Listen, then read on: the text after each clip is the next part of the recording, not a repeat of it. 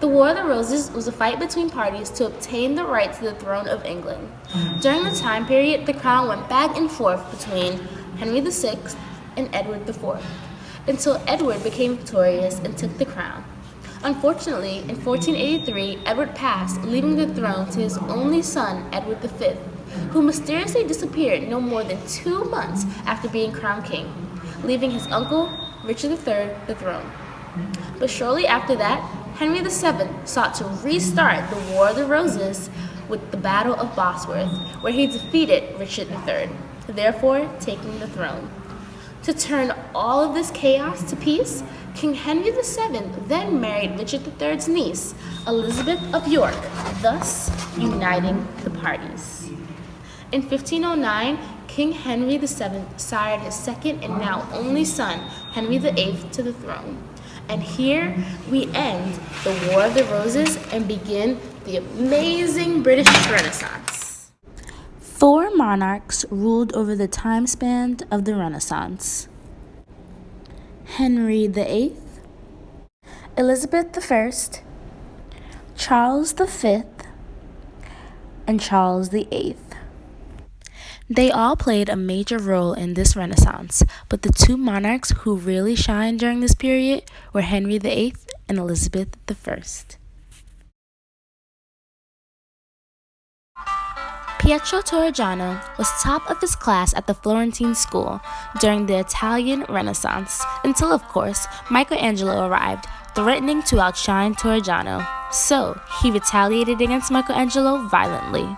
This altercation was so violent, Torrigiano had to flee Italy, moving to England and bringing his talents with him. Upon his arrival, King Henry VIII had already been enlightened and fascinated with what was going on in Italy, so almost immediately, King Henry VIII hired Torrigiano to construct virtually anything magnificent. Life-size tombstones of Henry VII and Elizabeth of York is what took England by storm and started an outpour of this new art. A spur of artists came from surrounding cities to get a taste of this Renaissance. One of which being Hans Holbein, who became the king's personal painter. There were a lot more artists during this time period, like Nicholas Hilliard and Isaac Oliver.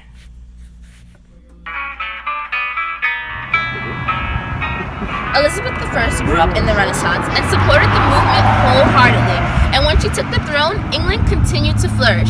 She was a writer herself, publishing many works, and even encouraged writers like Shakespeare and Marlowe. The time span that she would rule would go down in history and be known as the Elizabethan era, also known as the Golden Age.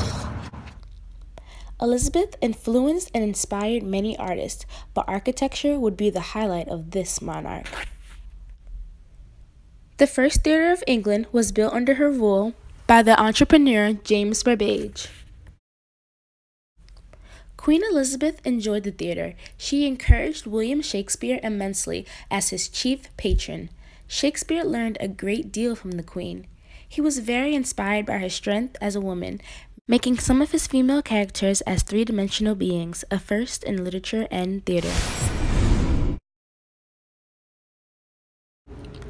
The Renaissance would go on for 60 more years after Queen Elizabeth dies, but there's no doubt her reign was the highlight of the times. England finally found its place in the New World after the Renaissance, becoming one of the superpowers of the world, and they haven't looked back. Thanks for watching.